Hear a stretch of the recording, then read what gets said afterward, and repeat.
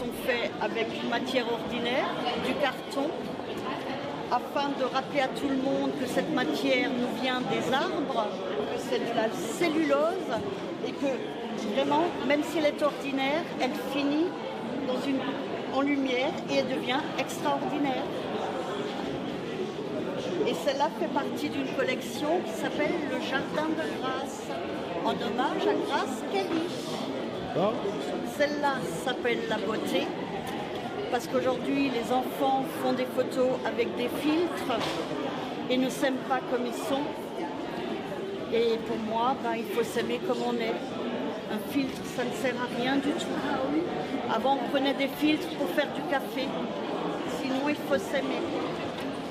Celle-là s'appelle La Haute Monture, en hommage à un grand couturier qui fait de la haute couture. Pareil, structure en carton, dentelle de carton. Et la bouteille de parfum. Et la petite bouteille de parfum. C'est vraiment l'art du recyclage et remettre des valeurs sur ce que les gens ne voient plus. Voilà, on ne voit pas le carton, on voit ce qu'il y a dans le carton. Et surtout, on s'en fout que c'était un arbre avant. Et ça, moi, voilà, j'ai besoin de l'exprimer. Donc je le mets comme ça en lumière. Donc tout ça, c'est mes petits. Pardon. Et en bas, tout en bas sur le podium, vous avez une grande dame qui s'appelle la dame Wenge. Wenge, c'est le nom d'un arbre précieux qui a été vraiment coupé à outrance. Mais vous savez que quand on aime, il n'y a pas de temps. Quand je fais mes lampes, il n'y a pas de jour. Allez-y. Il n'y a pas d'horaire. J'utilise de la colle de maternelle. Voilà, celle qu'on utilisait quand on était haut comme ça. Et on se léchait les doigts.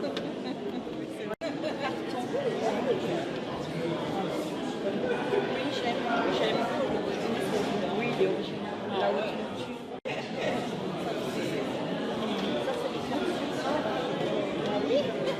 Alors, peux-tu m'expliquer ton parcours? Mon parcours. Il faut dire que quand j'étais petite, j'étais déjà très manuelle, très inventive, à écrire des poèmes, faire des habits, des petites constructions justement en carton. Et un jour, j'étais en période de recherche d'emploi, j'ai fait une reconversion et j'ai vu le mobilier en carton sur un petit reportage qui est passé à la télé. Et là, la petite voix m'a dit « Cathy, ça c'est pour toi ». C'est pour toi. Le parcours n'a pas été facile. J'ai dû écrire une lettre au président de la République, qui était M. François Hollande. Bien sûr, ce n'est pas lui qui m'a répondu, mais son chef de cabinet, qui a donné une suite favorable pour une aide au financement pour cette formation. Et j'ai fait un emprunt pour financer l'autre partie. Je suis donc partie dans le sud de la France, dans une école qui s'appelle l'école Schmulb, que j'avais choisie pour la particularité de son nom. Et c'est là que j'ai commencé par le mobilier en carton. Et un jour, on a fait 2 semaines de papier mâché. J'ai fait ma première lampe. Et là, j'étais en harmonie. Impressionnant. Alors, c'est parti d'un coup de tête, carrément. Oui, absolument. Vraiment, d'un petit reportage de 2 minutes. Mais ça m'a appelé, donc je me suis lancée. Oui. C'est incroyable comment les artistes ont tous des parcours exceptionnels et des choses c'est le déclic, c'est ça le... C'est ça. Et la matière, je me suis vraiment retrouvée en harmonie avec cette matière ordinaire que tout le monde jette, qui n'intéresse absolument personne, mais qui nous vient des arbres. Et ça, c'est l'essentiel de se le rappeler, que le papier, le carton, sans les arbres, il n'y a pas. Voilà. Et la dentelle, la finesse des petites cannelures, tout ce qu'on peut trouver, les bobines, les tubes, tout ça m'amène vraiment à une création, voilà. Je mets en lumière cette matière. Alors justement, concernant ce qu'on voit juste à côté de toi, oui. Franchement, je m'y attendais pas. C'est impressionnant. Du socle au haut, oui. Tout est harmonieux. Oui, ça c'est carton, donc c'est vraiment un petit clin d'œil à la haute couture, à cette petite bouteille de parfum très iconique. Oui. Et je l'ai appelée la haute monture. Un jeu de mots. Voilà, avec un petit tiroir pour ranger Ouais, tu peux tourner. ces petits Tu peux trésors. tourner un peu si tu veux. Voilà. Là, on a le petit filet sur l'épaule qui nous ramène à la publicité qu'on voit tout le temps, hein, le côté pêche, bateau, et toujours la lumière pour mettre en lumière cette matière. Voilà. Alors bien sûr, là on ne voit pas très bien, mais c'est vrai que ça, le soir ça donne vraiment, Magnifique. c'est magnifique. C'est magnifique. Ouais. Elles sont, quand la nuit arrive, elles sont aussi magiciennes et vraiment captivantes. Voilà.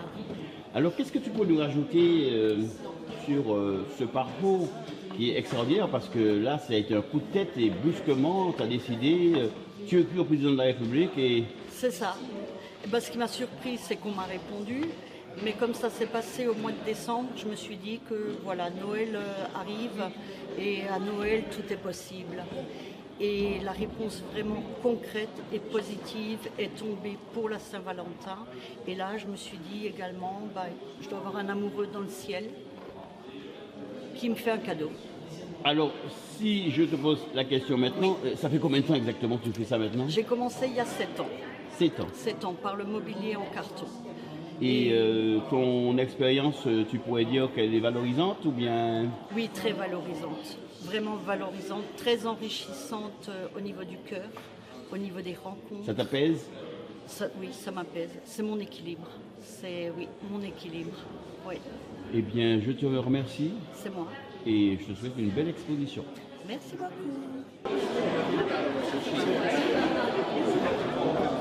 Alors moi, je fais de la peinture et de la pharmacie depuis toute jeune.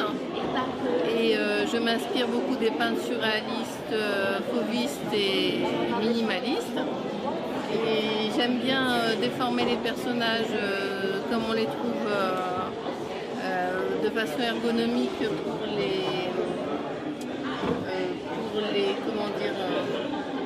pour les rendre encore plus beaux, avec des couleurs et un fond assez sobre pour mettre en valeur tout ça.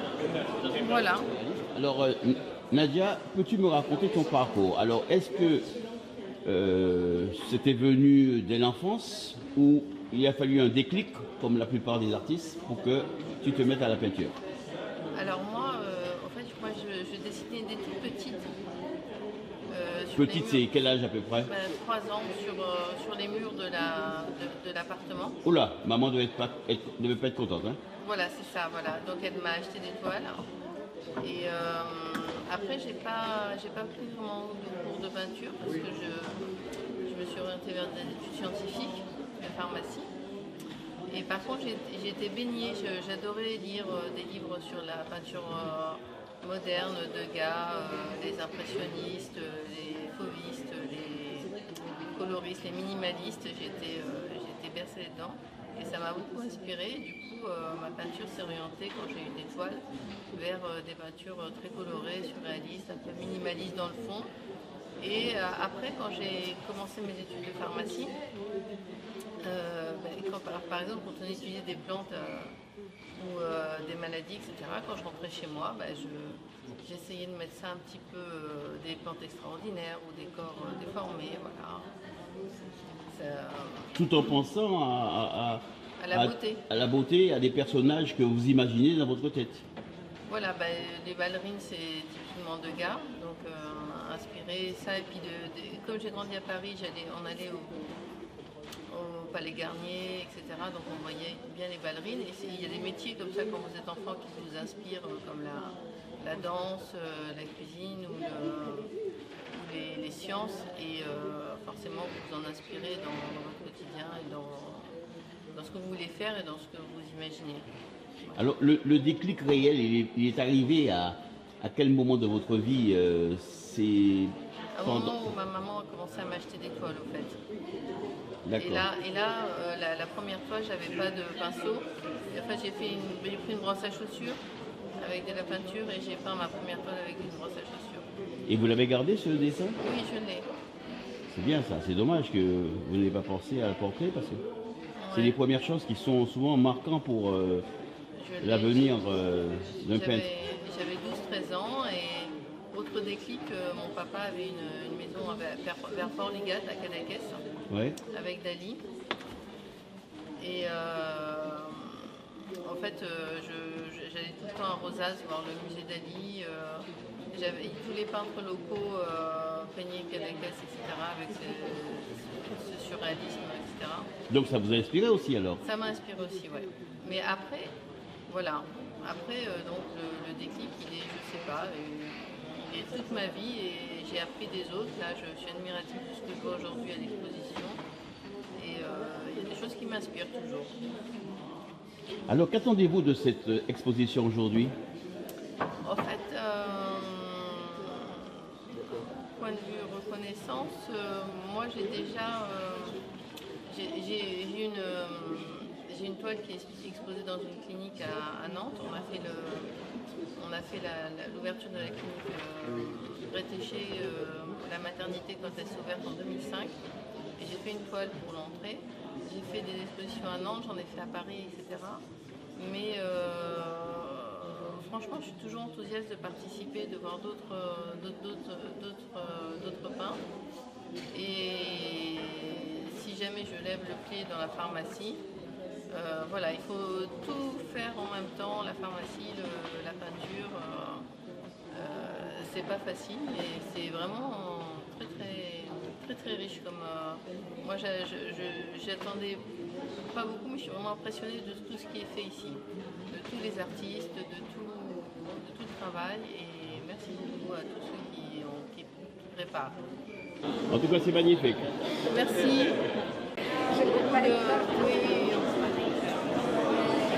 Prendre de la hauteur. Et donc, il y a différentes sections. Donc là, c'est plutôt des villes.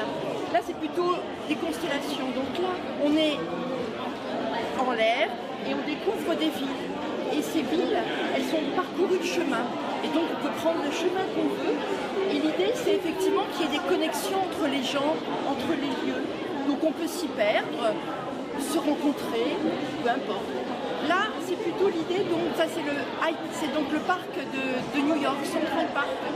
Et donc c'est pareil, là on est plutôt avec des routes orthogonales et bien rangées. Et là, on est effectivement au bord de la mer, donc c'est des îles et on peut communiquer, soit par des petits bateaux, c'est ce chemin-là ou un autre. Cette série-là, donc, elle, c'est les constellations. On a changé de vision. Cette fois-ci, on est sur Terre et on regarde dans le ciel.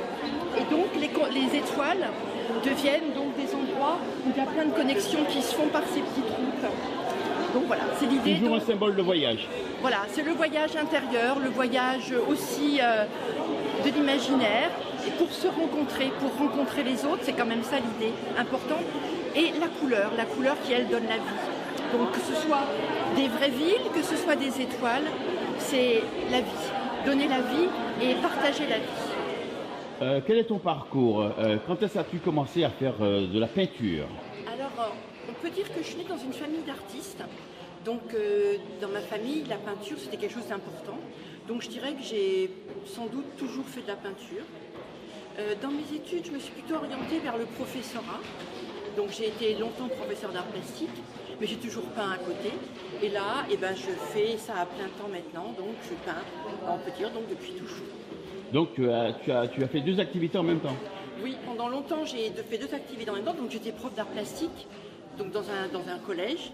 Et puis, j'ai aussi peint. Et là, maintenant, j'ai tout le temps, comme tu es à la retraite, j'ai tout le temps pour peindre. C'est une belle chose. Et donc, c'est très bien.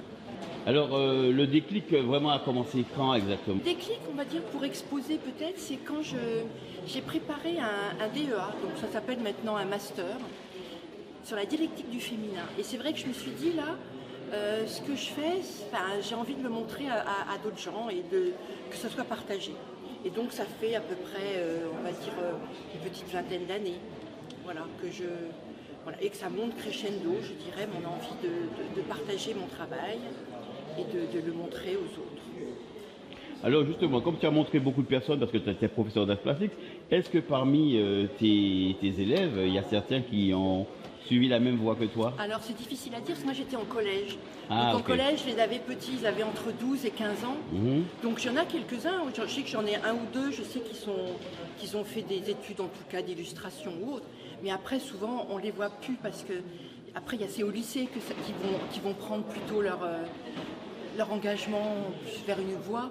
Et ça moi j'étais plutôt au départ, quoi. On va dire au départ de leur itinéraire artistique, donc j'ai pas eu beaucoup de suite là-dessus. Alors s'il y a un conseil que tu pouvais donner à des jeunes qui ont envie de se lancer, que pourrais-tu leur dire? Et ben, qu'ils écoutent leur instinct quand même, qu'ils écoutent leur instinct.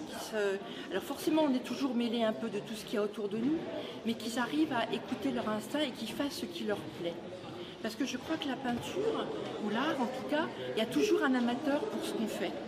Donc tout peut plaire à tout le monde.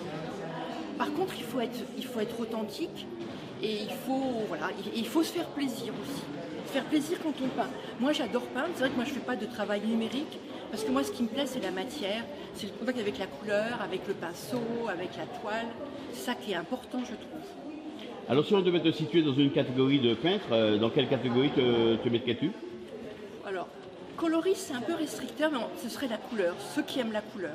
Moi, c'est vraiment la première chose que j'aime, c'est travailler sur la couleur. C'est vraiment, je dirais, la constante dans mon travail, c'est la couleur.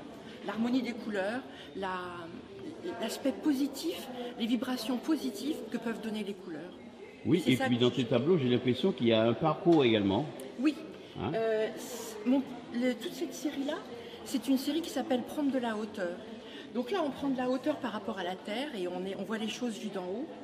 Et j'essaye de montrer, donc ce sont au départ des morceaux de ville ou des images que j'ai trouvées sur Internet où on voit des villes. Donc par exemple là, ça c'est Central Park, ça c'est Istanbul, ça c'est un jardin qui est à Naples. Mais je les transforme bien sûr. Et moi, ce qui m'intéresse, c'est toutes les connexions possibles qu'il peut y avoir. Donc on peut prendre un chemin, on voit où il arrive, on pourrait en prendre un autre, il arrivera au même endroit ou pas. Et on rencontre des choses, on rencontre des gens. Donc c'est l'idée du chemin qu'on peut faire, celui qu'on peut choisir ou pas, et on a toujours le choix. Et en même temps, la connexion avec les autres. Donc ces petites lumières, là, c'est des connexions qui se passent entre les gens, entre les choses. Des connexions d'énergie. Ça, c'est une autre démarche. Oui. Donc celle-ci, c'est le contraire. On est sur Terre et on regarde les étoiles. Donc c'est toute une autre série que j'ai faite qui s'appelle les constellations. Et donc là, ce sont les étoiles. Donc là, c'est la constellation d'Orion.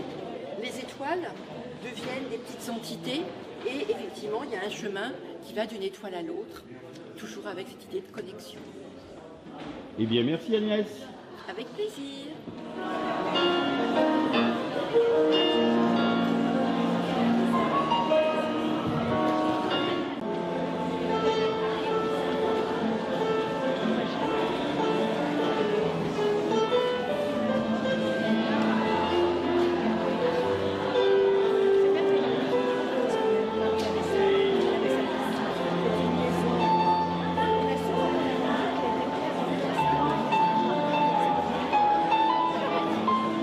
Pierre Bourget,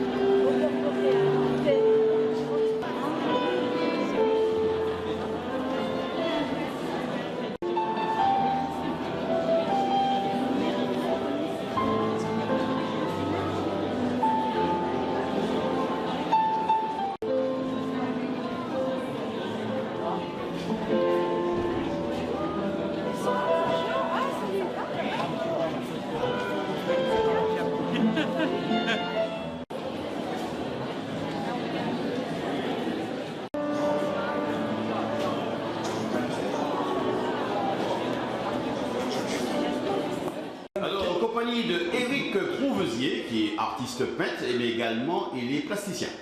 Alors, Éric, bonjour. Bonjour. J'aimerais savoir déjà, dans un premier temps, votre parcours, et deuxièmement, le symbolisme de cette œuvre. Alors mon parcours, de toute façon il est assez vieux puisque je suis resté dans les arts plastiques depuis la jeunesse, donc je n'ai jamais quitté le dessin, même si par moments j'ai mis un peu entre parenthèses, donc je travaille plus que jamais sur des tableaux de ce genre. Alors quand je dis ce genre, ça veut dire que pendant quelques années j'ai pratiqué l'abstrait en travaillant des effets de matière, mais ensuite je me suis aperçu que finalement le public n'adhérait pas spécialement à ce que je voulais exprimer. Et je me suis dit que pour arriver à mieux coller et mieux capter l'intérêt des spectateurs, ce serait peut-être intéressant d'avoir un appui figuratif. Donc depuis à peu près une bonne dizaine d'années, j'ai créé des tableaux avec des figures. Donc étant donné que je suis professeur en collège, mon public qui m'intéresse, ce sont les enfants. Donc je suis spécialisé dans l'enfance. Donc là, il y a encore une enfant. Là, il y a quand même une adulte, parce que c'est quand même quelque chose de particulier. Donc en général, mon style se caractérise par une technique mixte. Donc là, par exemple, c'est la même technique en ce qui concerne le médium qui est l'acrylique. Par contre, c'est à la fois travaillé au pinceau d'une manière tout à fait traditionnelle, mais c'est rehaussé de travail à la bombe aérosol, avec des pochoirs, etc. Ah oui, j'ai bien compris ça. Et c'est vrai qu'à côté, en tant que plasticien, j'aime bien mélanger les collages. Je suis plutôt connu pour faire des tissages. Voilà. Donc là, en fait, c'est vrai que c'était une période relativement difficile, qui m'avait marqué, et j'ai fait ce tableau juste après pour garder le souvenir de cette impuissance finalement à aller à l'extérieur. Je pouvais effectivement mettre en place des personnages, cette fois-ci 2 personnages, donc créer un rapport entre l'un et l'autre dans une scène que j'affectionne particulièrement. Ce sont des scènes silencieuses. J'adore voir les enfants perdus dans les étoiles, dans la lune, dans les nuages, et à ce moment-là, je me demande à quoi ils pensent et ce qu'ils ressentent. Et en fait, à chaque fois que je le vois moi dans mon travail, là, ici, j'essaye de l'exprimer par une ambiance colorée. Et donc, effectivement, il y a la pose de la jeune fille, effectivement, qui est désolée, pourquoi ne sort-on pas à l'extérieur, pourquoi ne pas pouvoir, donc une incompréhension dans la jeunesse, et puis voilà, ce qu'on présume être peut-être sa grande sœur, sa mère, etc., qui est dans l'incompréhension. Donc c'est une période où on est un petit peu hors cadre des habitudes, et c'est pour ça que j'ai fait pencher aussi les personnages. Donc elle, exceptionnellement, elle a la tête un peu à l'extérieur, elle aussi suit le mouvement, voilà. Et donc, en ce qui concerne le travail purement pictural, c'était recherche d'effets de matière et recherche d'effets de transparence, de glacis, et donc faire des effets de reflets ici, oui. Et puis dans ces reflets-là, effectivement, vous faites quelque chose qui n'est pas réel. Vous essayez de créer une dimension qui serait en rapport un peu plus avec le ressenti de ce moment-là, après la Covid. Voilà. Eh bien, mille merci Eric, je vous félicite. Oui, eh ben merci. Donc je suis en compagnie de Thierry Fazan. Oui. Fazian. Voilà. Alors Thierry, je suis content de te rencontrer parce que je t'ai cherché pendant 2 jours. Hein. Mais en fait le voilà, il est là. Il est là. Donc Thierry, raconte-moi ton parcours et surtout la signification de ton œuvre. D'accord. Alors en fait, comme tu viens de le dire, je m'appelle Thierry Fazian. Alors je suis dans les arts visuels déjà, ou les beaux-arts et les expositions contemporaines depuis déjà, on va dire 20 ans maintenant. Avec autant d'expositions sur l'Hexagone, en Amérique du Nord, dans l'Ouest africain, ou notamment à Dakar, où j'ai participé il y a 15 ans maintenant au Festival mondial des arts nègres qui se tenait à Dakar. Et sinon de multiples expositions avec des galeries d'art sur la ville de New York, donc dans le quartier de Soho et Manhattan. Et ces derniers mois, l'année dernière encore, j'étais à la Miami Art Week, donc la semaine de l'art contemporain en Floride, où j'exposais dans le fameux quartier Wynwood Convention Center, où il y avait une manifestation en art contemporain. Et en avril dernier, j'étais sur la ville de New York pour le New York Art Expo, où j'ai exposé avec un groupe d'artistes sur la ville. Donc voilà. Et donc, alors pour répondre à ta question sur mon travail plastique, en fait, je suis totalement dans le... Alors sans être trop technique dans le jargon des beaux-arts et tout la partie technique des beaux-arts, je travaille une sorte de... Comment on peut appeler ça? Quelque chose d'éclectique dans ma création artistique qu'on appelle notamment la fragmentation dans l'art, qui est une approche en art plastique où les artistes actuels, entre guillemets, dits contemporains ou de l'art actuel, on a tendance à travailler avec des matériaux totalement hétéroclites, en dépit du... Pas en dépit, mais hormis le thème ou le sujet qu'on souhaite aborder. Et donc on travaille à partir de plusieurs objets hétéroclites, et notamment sur le travail de récupération, et avec tous les types de matériaux possibles et imaginables contemporains ou bien connus, hein, tels que les peintures d'art ou le métal, le bois, le plastique, les toiles, le minéral. Et en fait, à partir de tout ce qui est à notre disposition, on rassemble dans la thématique d'un sujet qu'on souhaite traiter, qui est en technique mixte, tous ces supports, tous ces médiums, tous ces éléments hétéroclites, pour créer quelque chose de cohérent, aussi possible, en essayant de trouver un nouveau langage dans la création artistique, qui est dans notre œuvre, dans la composition, d'associer pour arriver finalement à quelque chose, si possible, de beau, parce que c'est la fonction première en fait, hein, d'arriver à la beauté. Et donc en fait là je suis sur une thématique un petit peu contemporaine, enfin entre guillemets, enfin qui me préoccupe surtout en ce moment, c'est la partie liée à tout ce qui est lié à l'astrophysique. Et j'aime beaucoup la science vulgarisée. C'est vrai que, hormis le fait d'être un artiste et également un citoyen comme tout le monde, on a des questions qui nous préoccupent. Donc le fameux, sommes-nous seuls dans l'univers, où sommes-nous, comment on se positionne sur notre planète Terre avec les enjeux environnementaux, mais aussi le gigantisme universel qui est autour de nous. Hein.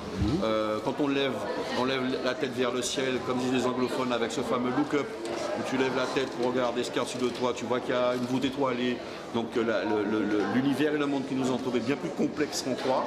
Et du coup, en ce moment, j'avale, et depuis plusieurs années, des ouvrages de plusieurs astrophysiciens qui sont des ouvrages sur la vulgarisation scientifique de l'astrophysique, et je suis intéressé par tout ce qui est lié à l'astrobiologie, l'astrophysique liée aux planètes, à l'interstellaire, etc.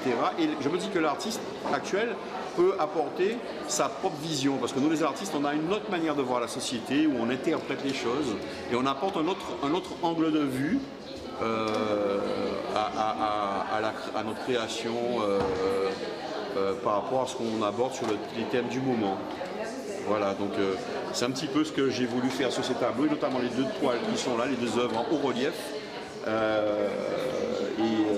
Donc celle-ci qui s'appelle le totem, le vortex orange, et l'autre qui s'appelle le totem cosmique, oui. Où j'aborde justement déjà dans l'intitulé des tableaux cet aspect stellaire, cosmique, avec une ouverture sur le monde qui nous entoure et l'univers, et comment moi, en tant qu'artiste, j'ai ma lecture par rapport à tout ça.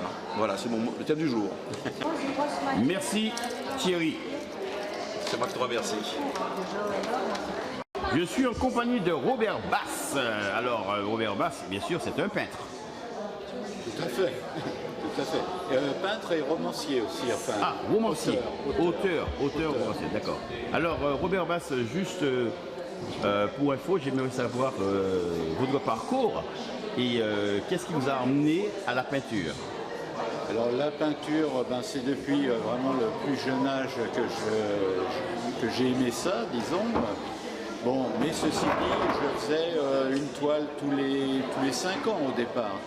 Et après, à partir de l'an 2000 à peu près, là je suis rentré dans un atelier donc de peinture. Et j'y suis resté une dizaine, même pendant 13-14 ans, et j'y allais 3 heures par semaine, et ça m'a permis de progresser. Et ensuite, en 2011-2012, j'ai créé mon propre atelier. Voilà. Donc, et puis, quoi dire d'autre? Oui, En fait, mon métier d'avant la retraite, c'était professeur de mathématiques. Donc rien à voir. Ça n'a rien à voir avec la peinture. C'est de la géométrie, par contre. Oui, la géométrie, la perspective, effectivement, on peut s'en servir. Mais disons que ça me permettait justement, puisque j'ai commencé la peinture donc, dans cet atelier pendant mon exercice professionnel, donc ça me permettait aussi de me détendre et puis de changer des équations ou passes. Comment dire, ça permet de d'aérer ses neurones. Voilà, on va dire ça. Et donc la peinture après est devenue une évidence à partir de cette date-là. Tout à fait, tout à fait. Et depuis, je fais pas mal d'expositions, que ce soit en région parisienne ou en province. Et c'est vraiment devenu une passion. Et puis voilà, et donc j'aime peindre. Et donc j'ai inventé, justement à partir de 2011-2012, j'ai inventé une nouvelle technique. Et cette technique, je lui ai donné un nom depuis peu, c'est le vibrachromisme. Alors, elle consiste à quoi cette technique? Tout simplement à prendre des instruments, puisque je n'utilise plus du tout de pinceau. Non, j'utilise en fait des outils en silicone, qui sont des genres de palettes, on va dire, et qui sont plutôt utilisés en sculpture. Donc j'ai détourné en fait l'instrument, l'outil, pour m'en servir, pour justement faire un certain nombre de couches, puisqu'il y a plusieurs couches dans cette là je vois justement là. Voilà. Et donc je laisse en fait au fur et à mesure des traces. Et c'est la multiplication des traces qui donne justement ces aspects-là. Avec un travail sur la lumière aussi, et j'ai remarqué, et c'est ce qui m'arrange d'ailleurs, ça amplifie le côté justement mystérieux, onirique de mes toiles, de mes peintures, et c'est ce qui m'intéresse, puisque j'aime beaucoup travailler sur les atmosphères. En tout cas, c'est extraordinaire parce que quand j'observe la photo, le tableau du haut, le petit détail qui me touche particulièrement, c'est pas la lune, hein, mais c'est la dame en rouge qu'on voit dans la vie, à côté. Par la fenêtre, ouais, par la fenêtre ouverte. Ouais. Et en fait, effectivement, dans mes peintures, j'aime raconter des histoires.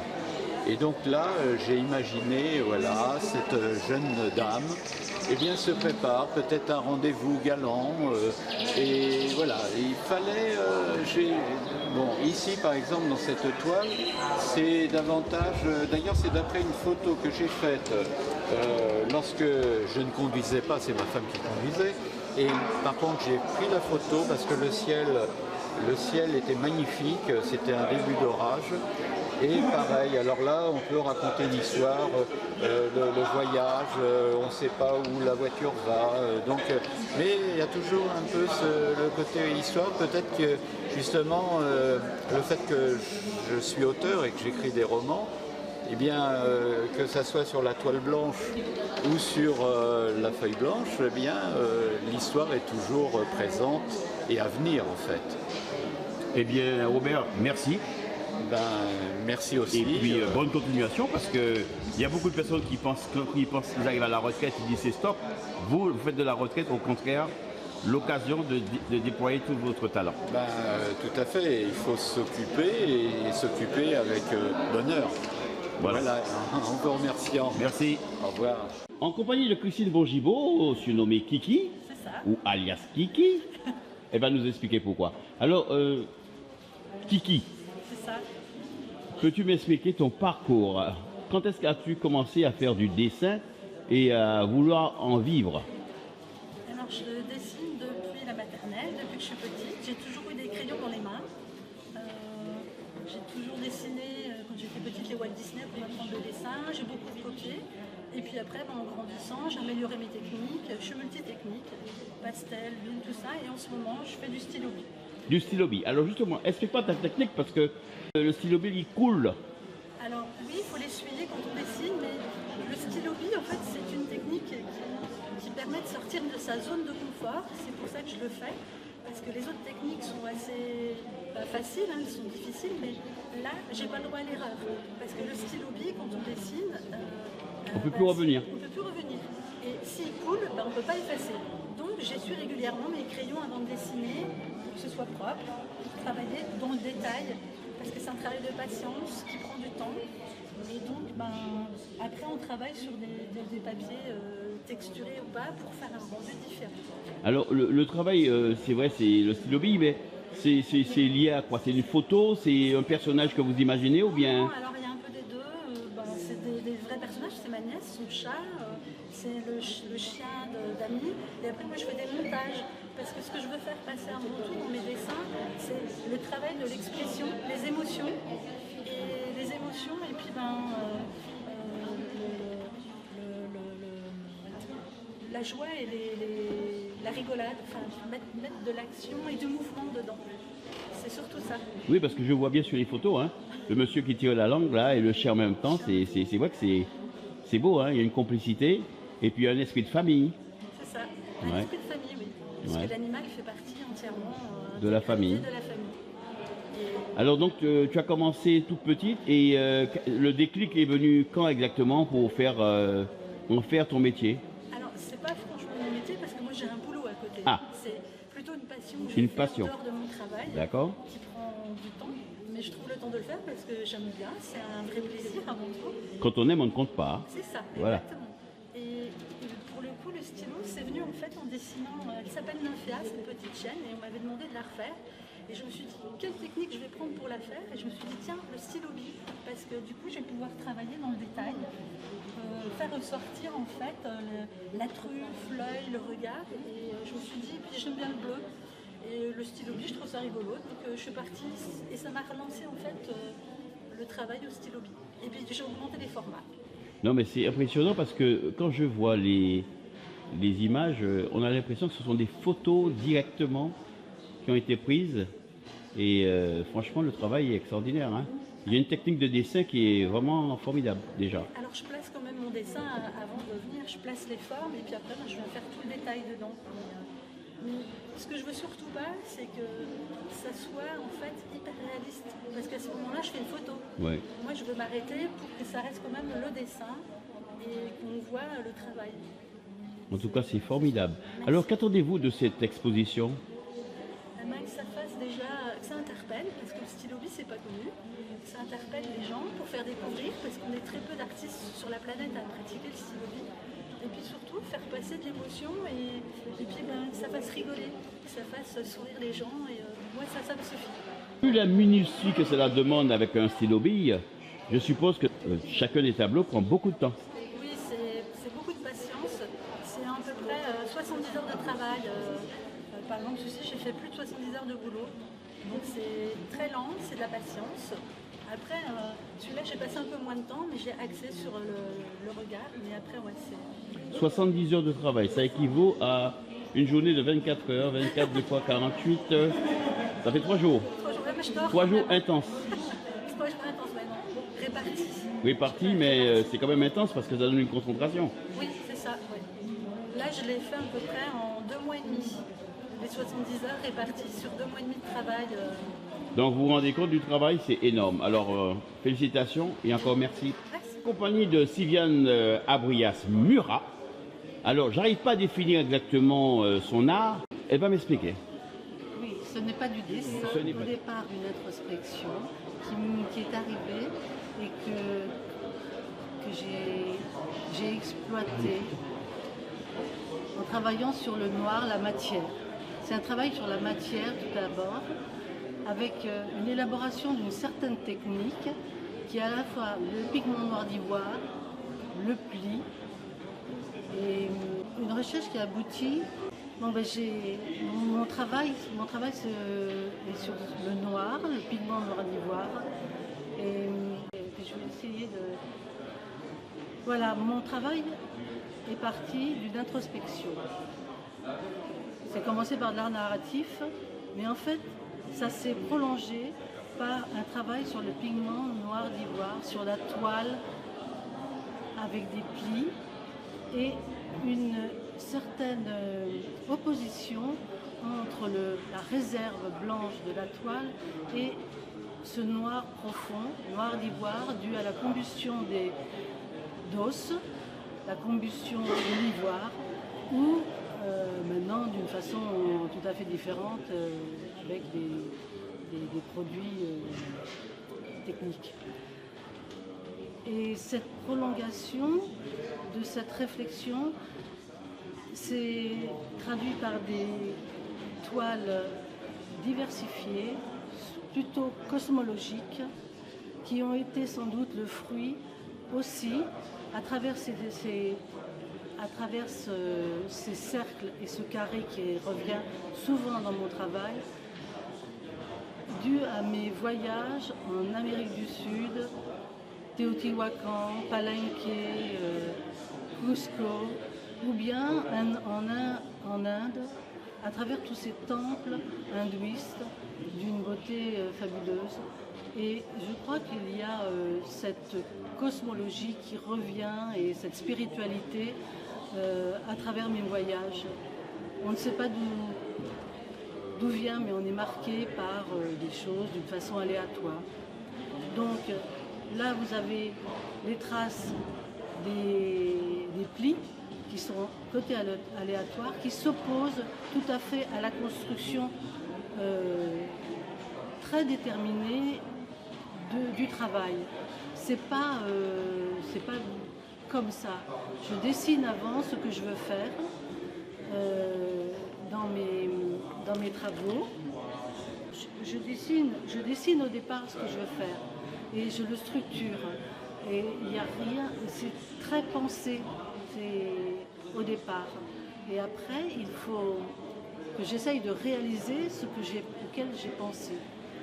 Ensuite, de cette phase très forte Au-delà du noir, qui est toute une série d'œuvres, j'ai eu un travail sur plutôt des événements, des pensées ou des lieux. C'est mon travail aussi lié aux lieux. Il y a une pensée, par exemple, là c'est des monochromes, mais un monochrome qui reflète le temps. Bon, on ne le voit pas très bien. Là, ça s'appelle déflagration. Et ici, une chose très différente, qui n'est pas dans Au-delà du noir, qui est en fait un lieu, c'est l'Useronde, à Noirmoutier sur une île. Et j'ai pris la même technique du pli, du pigment noir d'ivoire, mais c'est parti, c'est au-delà du noir, c'est-à-dire que je sors de cette série qui est très introspective vers des lieux. Par exemple ici, c'est très particulier, c'est le matin de bonne heure, je suis allée à la plage, le sable était légèrement mouillé et ce sont les crêtes du sable que j'ai réussi à faire en pliage.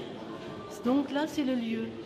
Avant, comme sur le tableau que vous voyez, le passage, ça vient d'une introspection personnelle sur les origines.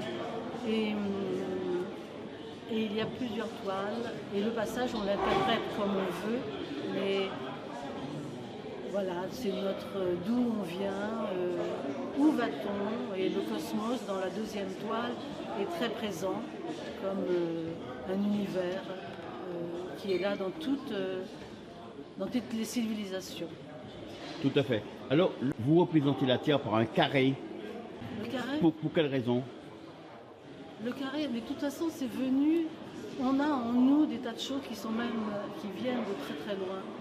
Bon, moi, je peux dire dans mes voyages parce que c'est présent, c'est à présent, mais on est aussi pas victime, mais on subit. Oui, on subit toutes les choses de très très loin. Et ce carré, si vous lisez Bachelard et la théorie des règles, vous voyez que le carré, c'est la terre, ça représente la terre, c'est le refuge. Et le rond, c'est le ciel. Ce sont des formes symboliques qui existent dans toutes les civilisations. si vous voyez par exemple les Tibétains qui font avec des poudres colorées, des tantras, des mantras. Je ne sais plus, j'ai oublié le nom. C'est des mantras. Des mantras, eh bien, ils utilisent, il y a le cercle et le carré. Moi, je l'ai fait d'une façon intuitive. Et parce que ça remonte et c'est aussi nos origines. Oui, vous m'avez dit que chaque voyage, vous avez pu voir différentes populations. Et à chaque fois, ça revient toujours ces mêmes géométries. Par exemple, Teotihuacan, il y a le soleil. Le soleil de Teotihuacan, il est tout rond avec des cercles à l'intérieur, des signes. Mais je n'en suis pas consciente, je veux dire. Ça n'a pas été conscient dans ce travail. Je veux dire, c'est apparu par une recherche très longue. Et voilà, ça c'est autre chose. Oui, il y a d'autres formes.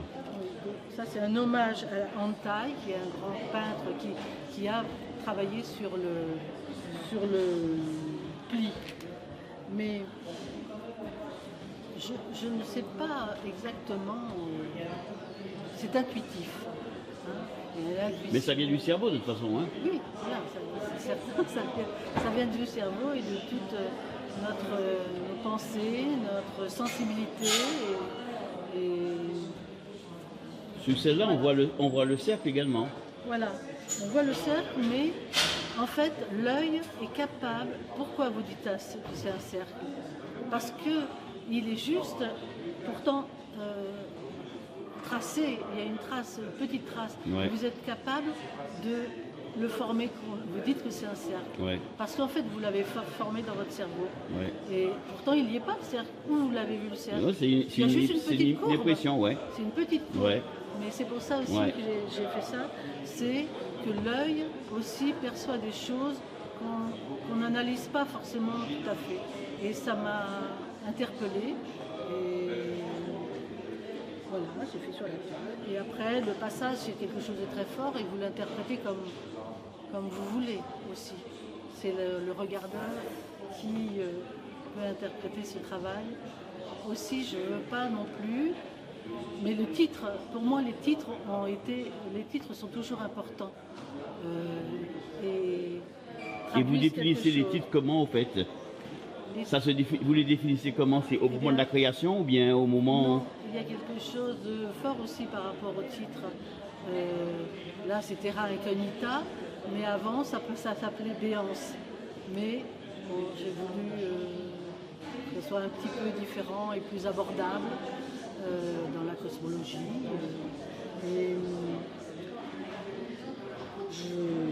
C'est tout par exemple là le temps, et là on ne le voit pas, c'est le secret. Parce que mon travail aussi sur la mémoire. Et en fait, ce que vous voyez, le secret il est ouvert, parce que ma toile est pliée, c'est du pigment noir buvard avec un liant 33 de chez Martin, et en fait c'est comme collé, et après j'ouvre le pli. Donc en fait la mémoire devient percevable, perçue par l'autre. Ces moments de création, ça intervient à quel moment dans la journée ou de la nuit? Tout le temps. Tout le temps. Tout le temps, quand je suis vraiment, si vous voulez, c'est une série, la période au-delà du noir. Et j'étais vraiment passionnée, exaltée, et j'étais tout le temps, et j'ai fait des tas de toiles qu'on ne voit pas ici, et qui sont rangées, que je n'ai même pas exposées. Je suis en compagnie de Louise Weber, avec sa collection Aqualove. Alors, j'espère que je prononce bien, parce que...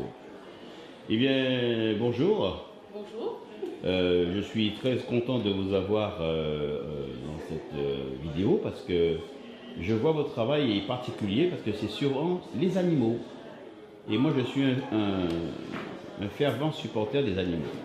D'ailleurs, j'ai un chat. Alors, j'espère que ça se passe bien. Très bien. C'est une belle exposition. Voilà. Alors donc, comme à toutes les personnes, j'ai posé la même question. Quel a été le déclic?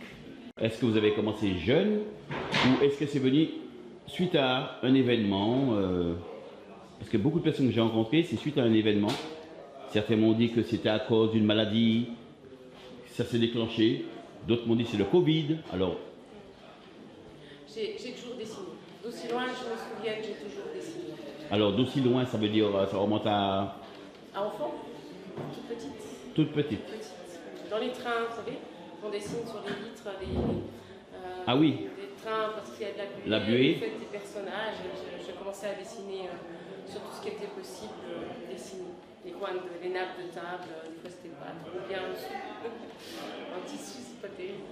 Mais oui, donc je dessinais toujours. Par contre, j'ai découvert l'aquarelle un peu plus tard, un peu par accident. J'étais censée travailler plutôt l'huile, c'est l'huile qui m'intéressait, la matière, la texture. J'aimais pas trop l'aquarelle, je trouvais ça quelque chose un peu trop fade, un peu trop léger, un peu trop, voilà, et très difficile à maîtriser. Et j'étais pas trop contente de ce que je faisais quand je faisais de l'aquarelle. Donc, et par hasard, j'ai quand même essayé un animal, vraiment par hasard. C'était lequel? C'était un cerf. Un cerf. Un cerf. J'ai adoré faire ce cerf. J'ai plus trouvé de difficulté du tout, j'ai trouvé que ça se passait tout seul. Et l'aquarelle, au lieu d'être fade, est devenue riche, intéressante, et la technique m'a happée à ce moment-là. C'était à peu près à l'époque où mon fils est né. Ah. Donc c'est un cerf, monsieur, c'est un cerf. La même période. Et voilà, je pensais faire quelques aquarelles animalières comme ça. Juste pour le plaisir, quoi. Voilà, et puis j'en fais encore. Voilà. J'ai toujours autant de plaisir à peindre les animaux. Alors c'est devenu une profession ou bien c'est une passion C'était longtemps seulement une... Est-ce qu'on peut dire seulement, c'est important, une passion. Mais ça fait une année, pas tout à fait une année, que je me suis mis à mon compte en tant qu'artiste. Et comment ça se passe au niveau des galeries, des expositions que vous faites? Vous en avez régulièrement? Alors j'ai régulièrement des expositions. Là, je me suis installée récemment dans la Nièvre. J'ai par contre aussi pour la première fois, le plaisir d'être à Paris. Donc j'essaie de partir un peu plus loin, d'élargir les horizons, de partir aussi sur Londres. Voilà, j'espère avoir d'autres expositions sur Paris pour rencontrer justement d'autres artistes. C'est toujours une possibilité très intéressante et enrichissante pour moi. Très bien. Alors, pourquoi les animaux? Pourquoi les animaux? Oui, pourquoi les animaux? Parce que il y a les paysages, il y a les êtres humains, il y a beaucoup de choses. Hein. Oui, bien sûr. Je peins aussi des portraits de connaissances ou des commandes aussi de personnes qui ont perdu quelqu'un, qui voudraient un portrait de... Voilà. Vous arrivez à travailler sur photo aussi? La photo? Ah d'accord. Oui, d'accord. Les animaux, pourquoi les animaux? J'adore les animaux. J'ai un vrai plaisir à être en compagnie d'un animal. Il y a un échange qui se passe. Et en peignant des animaux, je ressens ce même échange, j'ai l'impression de communiquer avec l'animal, j'ai l'impression de connaître un peu. Par exemple, j'aurais pensé plutôt le lynx, je ne sais pas si on le voit. Alors le lynx, c'est celui-là. Là, voilà. vous voyez un œil sur deux. Quand je peins cet œil-là, je pense à l'autre aussi, je ressens l'autre aussi. Je veux dire, j'imagine les muscles, je ressens un peu les muscles du lynx quand je vais le peindre. J'ai l'impression de le connaître, on a fait connaissance durant ce tableau. Moi, je sens de l'apaisement. Quand on regarde le lynx, et quand même quand on regarde le bison, parce que le bison, c'est un animal qui est quand même assez teigneux, on a l'impression qu'il réfléchit. C'est une force tranquille. Ouais. Le bison, c'est une force tranquille. Oui, c'est vrai, je peins pas dans la rage d'exprimer quelque chose, je peins dans le calme, la douceur. J'ai besoin de me sentir bien pour peindre bien. Alors ces moments de création, ça arrive à quel moment de la journée? Le matin, l'après-midi, le soir, la nuit? Il n'y a pas de règle. Il n'y a pas de règle? Alors vos couleurs préférées parmi toutes ceux que vous avez utilisés, c'est lesquelles? Je ne pourrais pas en enlever une seule. Mais celle qui me touche et qui sera dans tous mes tableaux, c'est le violet. Ah, je sentais bien qu'il y avait quelque chose comme ça qui me parlait. C'est bien. Et pour quelle raison? C'est une couleur que j'ai vue rare, peut-être sur le tard, en reproduisant un tableau de Salvatore Dali, le pharmacien dans ne cherchant absolument rien, où j'ai compris quelle était la couleur des montagnes au loin. C'est quelque chose que je n'arrivais pas à reproduire, je n'arrivais pas à expliquer, je n'arrivais pas à comprendre. Et c'est avec un tableau, en reproduisant un tableau de Salvatore Dali que j'ai compris le violet. Et à partir de là, je crois que ce violet m'a accompagné un peu partout. Et c'est resté. En tout cas, c'est une belle réussite. Hein. Et ce que je peux vous souhaiter, c'est une excellente exposition et beaucoup de clients parce que c'est très très beau, c'est très parlant et ça donne envie. Ça donne vraiment envie. Encore merci. Merci à vous. Et bonne exposition.